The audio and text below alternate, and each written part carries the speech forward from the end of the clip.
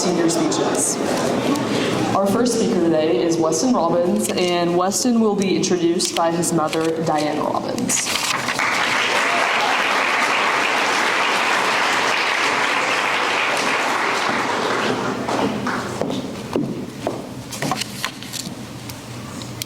Good morning, everyone. I'm Diana Robbins, and I'm Westin's mom, and it is an honor to introduce Westin this morning. Westin has always had an affinity for the nature and outdoors. I think this stems from a very early age. When he was around 2 to 3, we were trying to potty train him. Things weren't going so well. He just didn't want to give up the diapers. So someone told me to take the diaper off and let him run around basically naked for a few days. So we did, and it worked. We took him to the backyard. Luckily, it was summer. We let him run around with no diaper, no pants, and like I said, it worked. Flash forward a few years, we were visiting a fancy country club in Nashville. We were guests for an afternoon of swimming. Things were going great. Westin and Kendall were having a great time, when all of a sudden, I look over to see Westin with his bathing suit around his ankles, peeing on a bush. We really believe this love of nature comes from this freedom he felt in the outdoors at this young age. When Westin's dad and I were talking about this introduction, there were so many wonderful characteristics to speak about. How could we narrow it down to just into a 200-word introduction? Westin is a true friend who is very loyal, honest, and caring. He's a dedicated teammate and student who works very hard and always looks to do the right thing. He is also a thoughtful, loving son and brother who we love and are so proud of. It is my honor and pleasure to introduce to you Westin Robbins.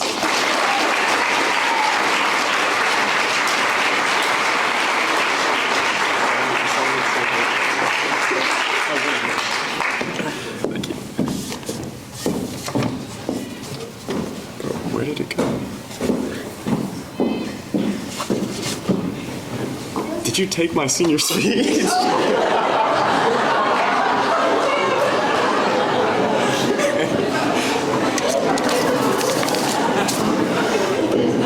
Off to a great start this morning.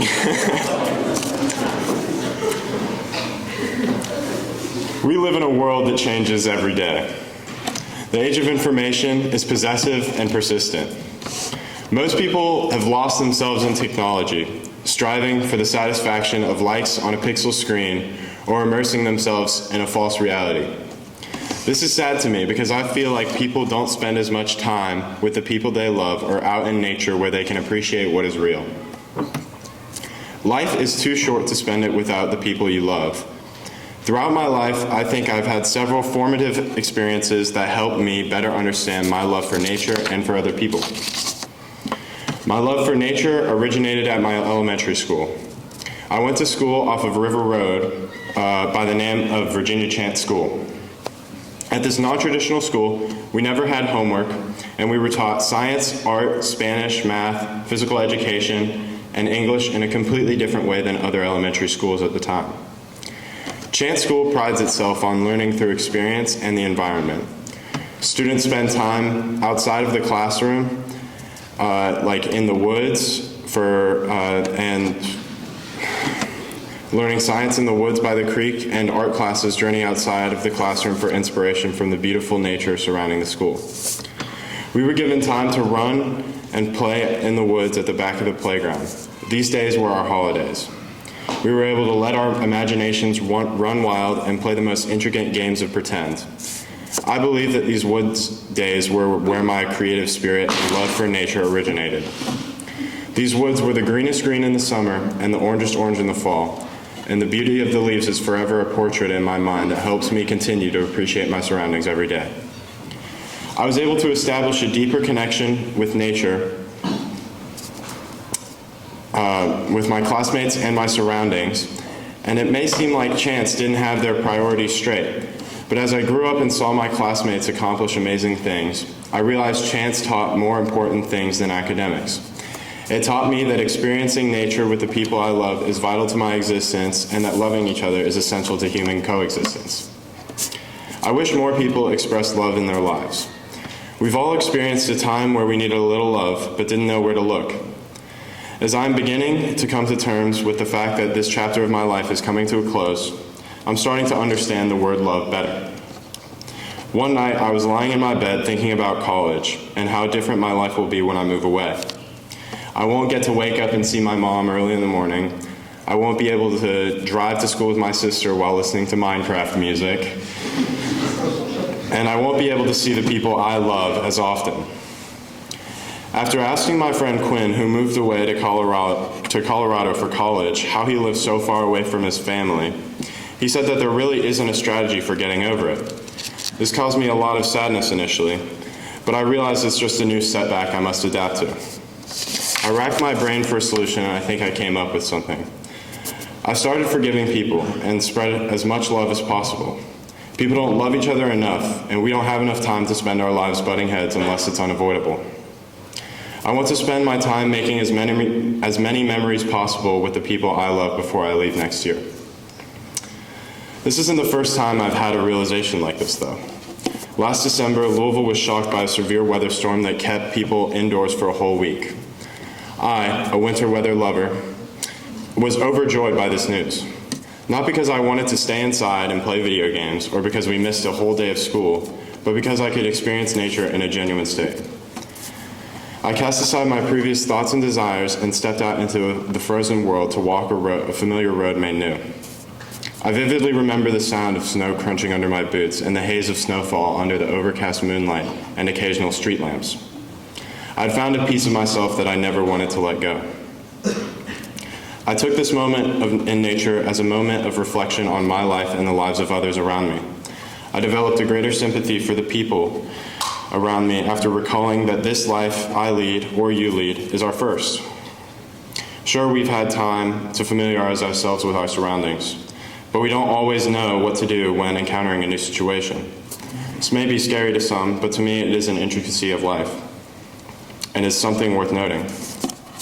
You don't know everything about how to do everything, and neither do I. The important thing is acknowledging it, so the next time somebody makes a mistake or does something that inconveniences you, forgive them and understand that this is their first time living too. Life is a privilege, and I want to thank all of the people that enhance mine. First, I want to thank my parents for providing me with such an excellent education and the unique experiences I've had throughout my life. I also want to thank my friends for all the memories we've made and will continue to make together. Lastly, I want to remind everyone that I love you, and I appreciate what you bring to this world because I know you don't hear it enough.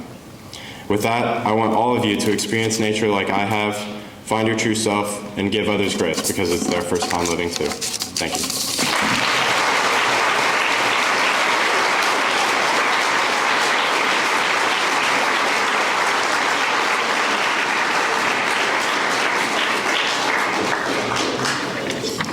Our second speaker today is Tori Hill, and Tori will be introduced by her uncle, Bill Bennett.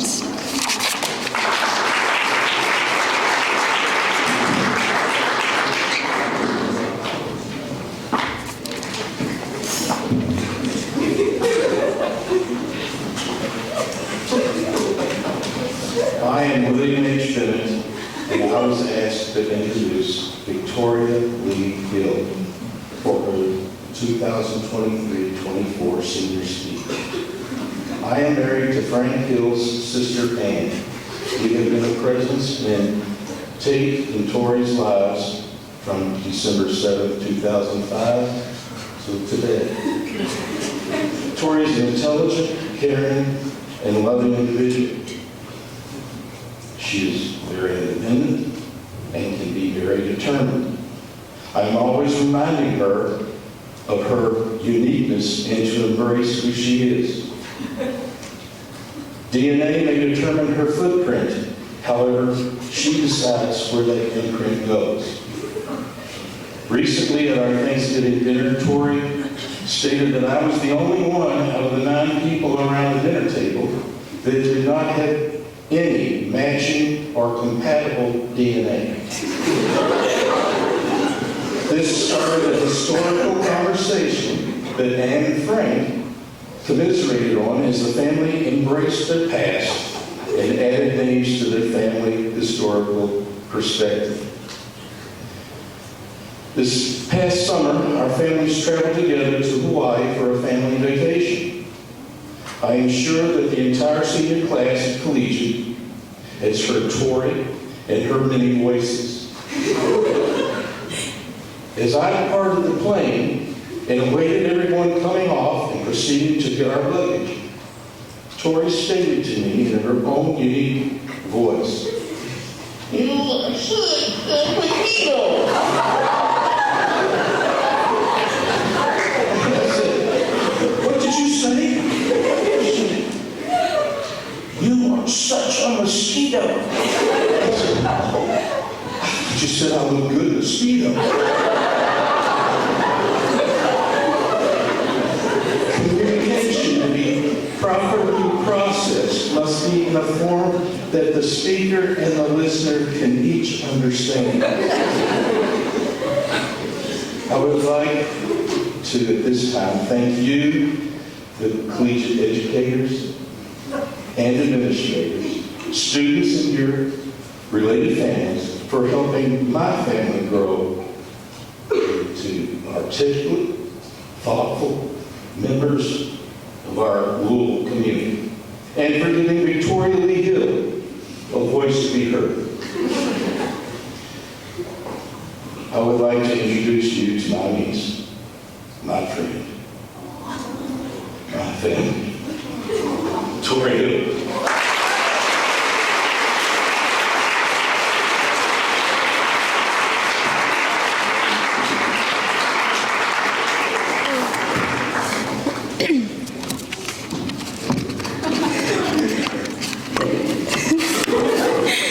Thanks, Uncle Bill.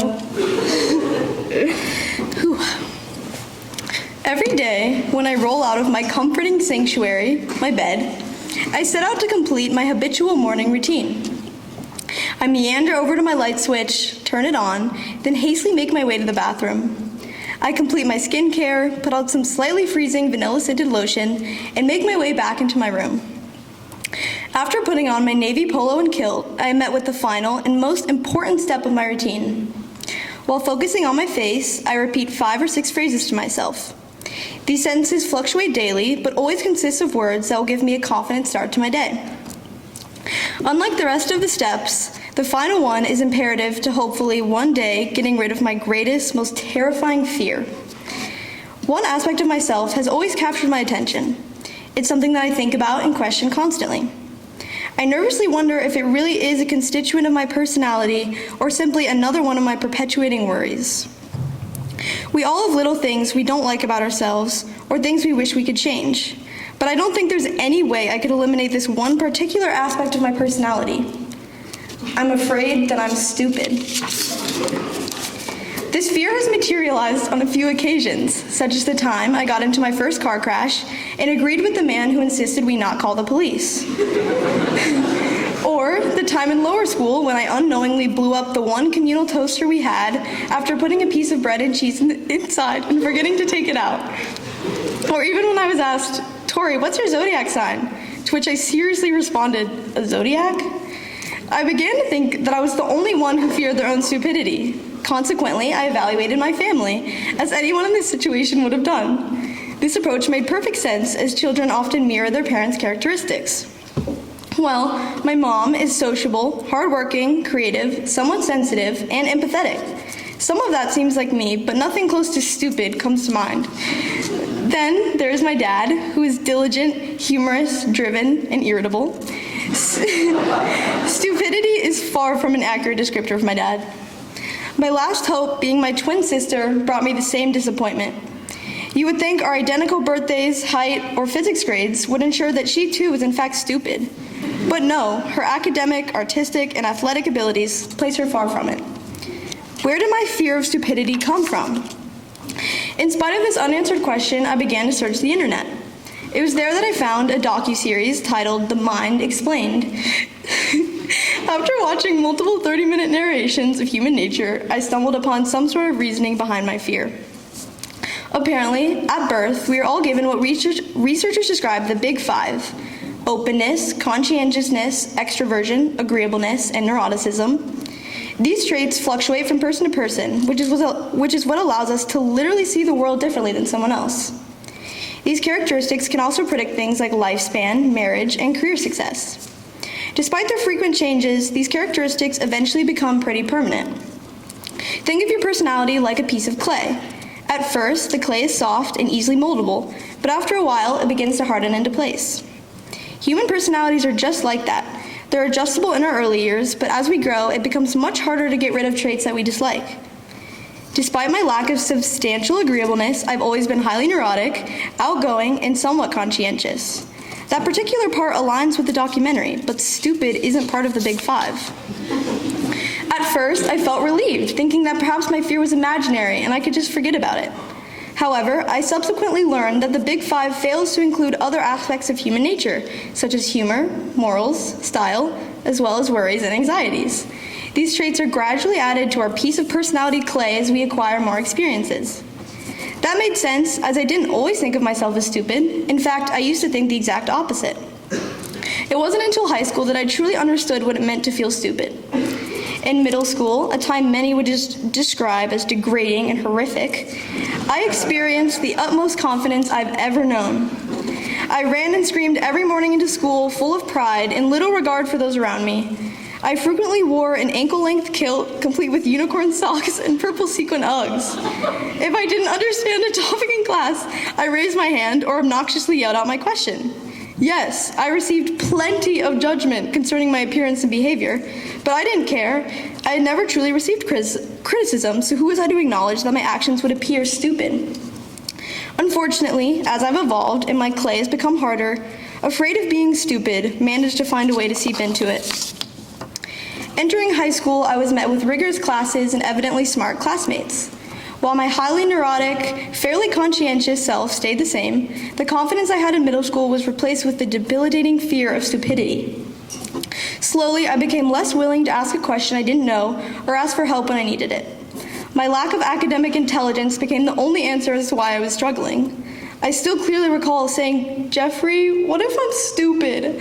last year when I could not comprehend one of Mr. Travis's strangely difficult history questions. Throughout my sophomore and junior years, I had moments like that so frequently, fearing stupidity became the one component of my personality I wished to eliminate. As much as I would like to escape this overwhelming worry, I probably wouldn't be as driven to work hard in my classes or on the field hockey team.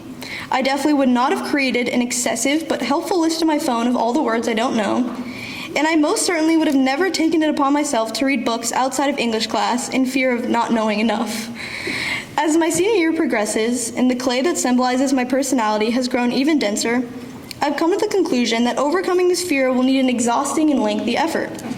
Something that is far more work than just recognizing all the benefits that fearing stupidity has brought me. I had to ask myself, does feeling stupid suck?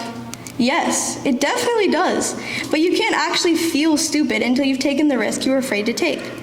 I'm not suggesting that you should consent to not notifying the police after a stranger's vehicle crashes into you. All I'm trying to say is that it's better to ask for help when you don't know something than to become lost trying to figure it out on your own. It's normal to feel stupid. The key is to seek improvement rather than give in to self-doubt. There will always be a slight panic followed by, "Tori, you're so dumb," when I don't know the answer to a math problem or a physics equation. But if I can find the good in stupidity, then I'm confident that you can find the good in just about anything. Thank you.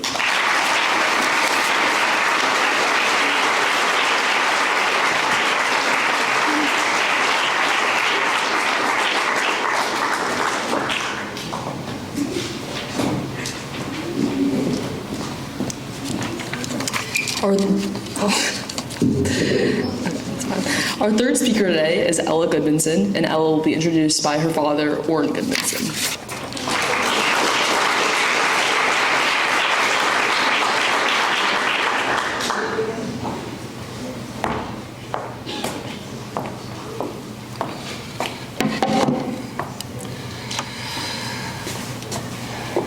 I seldom prayed as a selfish adolescent boy, but when I did, it was usually for God to surround me with beautiful women. Now I'm blessed with a wife and 3 daughters, proving I have a God who delivers, but with a sense of humor. Many ask me how I do it. How do I manage all those emotions? Now, I can ignore my emotions as well as any guy in this room. But something happens when you have daughters. When you've had a hand in creating something perfect, you want to protect it. You don't want something so lovable to get bumped or scratched. And when they get emotional, you get emotional. And for this, there is no solution. A father can't even distract himself by thinking about the fall of Roman Britain or the Bronze Age collapse or even the real dangers of central bank cryptocurrency. You actually just have to experience the sadness and joy of guiding and watching your girl go through life. But it is through these little bumps and scratches that personality and character develop. And what a personality and character Ella developed. She has many talents, but the ones that are on display the most are emotional intelligence, a quick wit, and an eye for the absurd. I don't know anyone who sees people quite as clearly. From a very young age, it was clear she was watching all of us. She has the power to destroy someone's ego in 2 sentences, something that as a kind and thoughtful person, she only does to me several times a year. Hopefully her wit will be used for good today and in the future. I am honored to introduce a proud rabbit mom, a sister who tells her siblings to sleep with one eye open, the beautiful, charming, and only occasionally sarcastic Ella Cecilia Goodmanson.